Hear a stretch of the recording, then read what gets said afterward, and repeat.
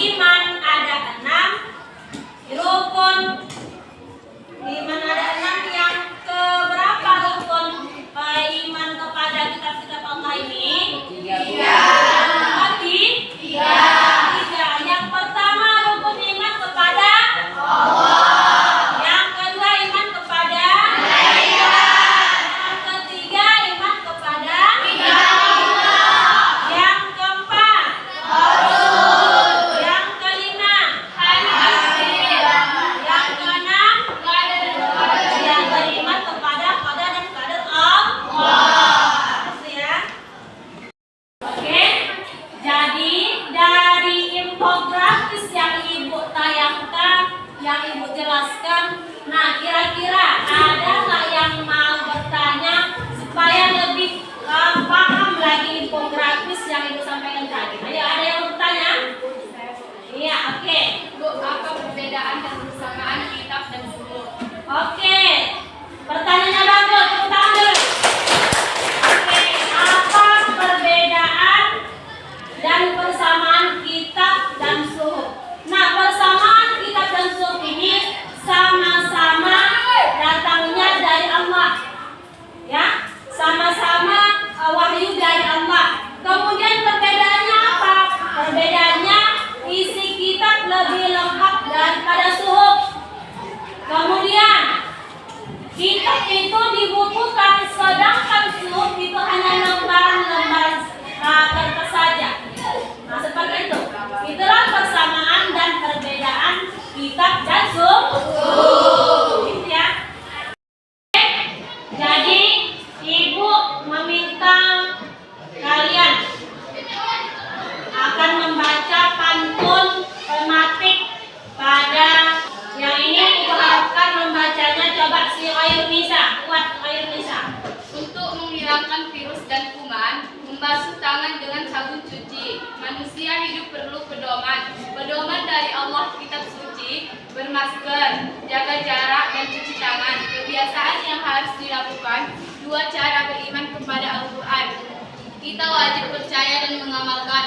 Olahraga rutin, ayo dilakukan tingkatan iman dan juga kesehatan. 4 kitab suci Allah, urutkan pada nabi dan zaman yang berlainan. Membuka pintu gunakan kunci. Kunci disimpan di bawah koran. Yakini semua kitab suci. Pahami dan amalkan Al-Quran. Iya, ini pemantik ini ada pelajaran di dalamnya. Kira-kira apa yang tersirat di dalam pantun tersebut? Apa kira-kira? Bahwasanya kita harus mengamalkan kitab suci Al-Quran, ya kan? Ya, selalu mengamalkan dan membaca kitab suci Al-Quran tersebut. Itu ya, itulah nasihat yang ada di pantun pemantik yang barusan dibaca teman kalian. Paham? Paham ya? Oke, jadi dari pantun pemantik yang dibacakan temanmu tadi, setelah itu Ibu mau kasih tugas sama kalian, ya. Kalian harus bisa membuat pantun pemantik berupa nasihat terhadap temanmu sendiri. Bisa? Bisa ya. Jadi buat satu pantun mengajak atau memberikan nasihat kepada temanmu sesuai dengan materi kita pelajari hari ini. Paham? Nah, sekarang Ibu kasih waktumu 5 menit untuk membuat pantun tersebut. Ya. Jadi Ibu mulai dari sekarang, persilakan buat pantun sendiri. Oke, sudah siap semua? Ya. Ya, ya. Jadi kalau sudah siap, Ibu mau dengar ataupun kita mau dengar pantun kalian. Tapi tidak semua, Ibu pilih aja. Coba yang bacakan untuk mewakili laki-laki, yaitu Angga. Bacakan Angga, kuat. Para prajurit pergi berperang, berbekal senjata sebuah panah. Mulailah bermaju dari sekarang sebelum badan dikalang tanah. Iya, bagus. Kemudian yang mewakili perempuan, Putri Ramadhani, bacakan. Tukang gigi bawa gergaji, lalu ditaruh di dalam peti. Takkan rugi belajar ngaji, setiap huruf diramaikan hati. Iya, bagus. Ya. Jadi pantun temanmu ini sebenarnya masih banyak lagi yang pantun lainnya. Tapi yang 2 ini sudah dapat kita ambil nasihat di dalamnya, bahwasanya kita diingatkan selalu mengaji, ya, mengaji yaitu membaca Al-Quran, ya. Pun tentang nasihat tadi, Ibu mau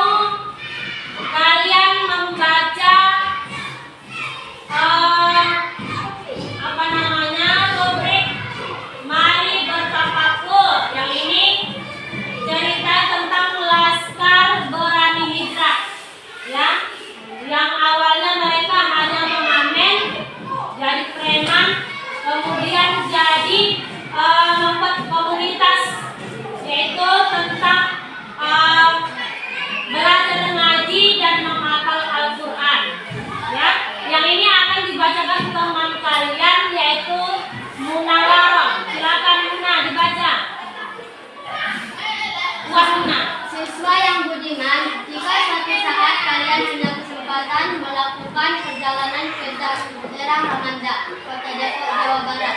Kalian akan menemukan fenomena yang unik di beberapa perempatan lampu merah di kota itu. Kalian bisa menemukan sosok mirip anakku dengan wajah dan badan yang pernah berpenuh tato, berkeliaran menjajak minuman, tapi jangan takut dulu, karena mereka jatuh ngaji. Bahkan di antara mereka ada yang hafal beberapa surat Al-Quran. Mereka adalah anak-anak Buniman komunitas Piramida di Kota Depok yang bernama Laskar Berani Hijrah.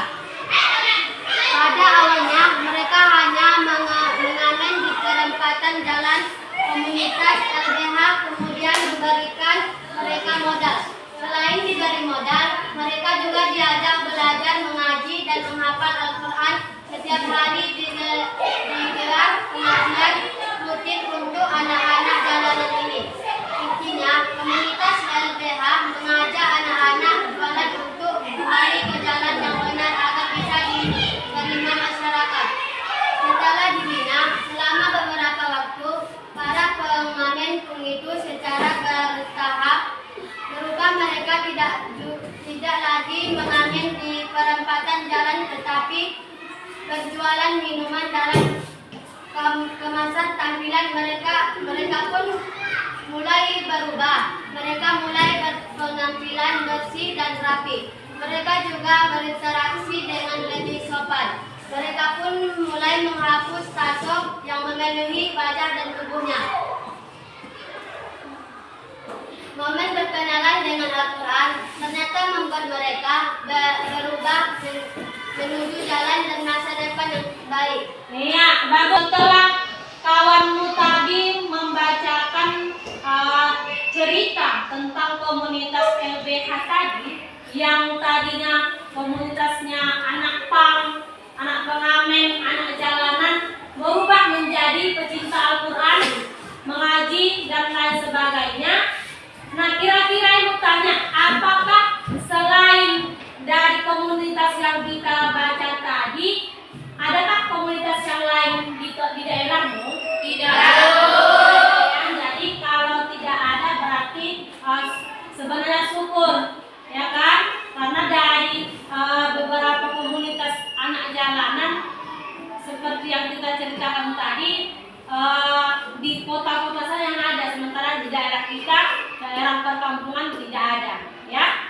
Berarti tidak ada komunitas lain dari yang kita baca tadi, ya.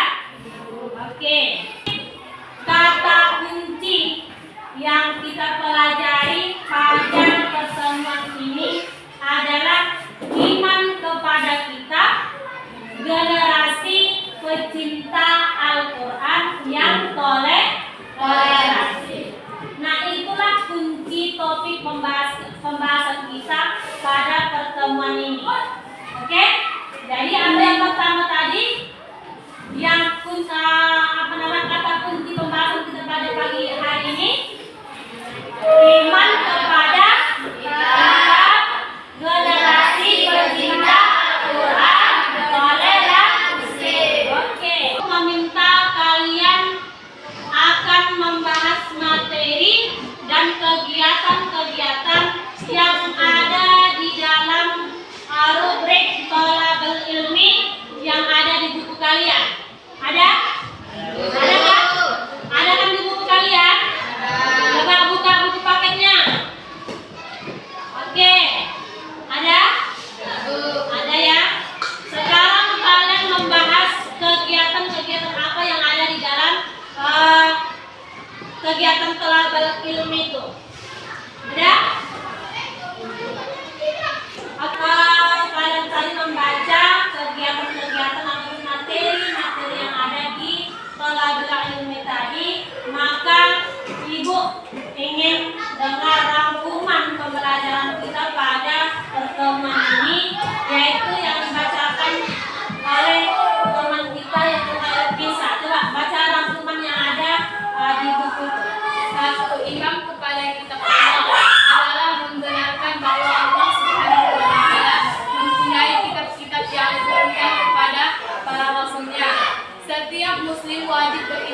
kepada semua kitab yang diturunkan oleh Allah SWT kepada para rasulnya, baik secara ijmali global maupun tafsili terperinci.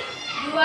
Ada sejumlah kitab dan suhuf Allah yang disebutkan di dalam Al-Quran dan hadis Nabi, yaitu Zabur, Taurat, Injil, dan Al-Quran, serta suhuf Musa dan Ibrahim. 3. Seorang muslim yang beriman kepada Al-Quran dengan benar akan menampilkan akhlak yang mulia dalam kehidupan sehari-hari, seperti berkata jujur, bertanggung jawab, dapat dipercaya, menghargai perbedaan, menghormati orang tua, dan lain sebagainya.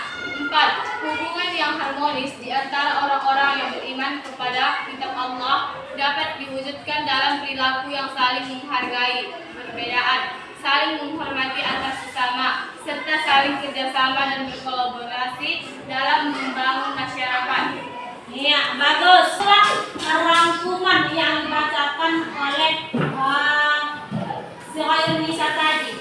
Ya, itulah pembahasan yang kita bahas tadi.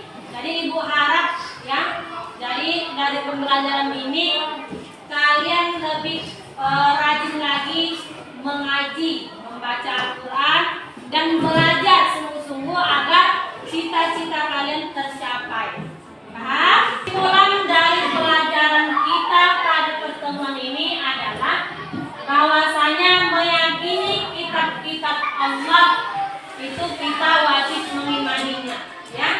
Jadi tadi kitab yang diturunkan Allah itu ada Al-Quran, kemudian kepada Nabi dan Rasul Allah.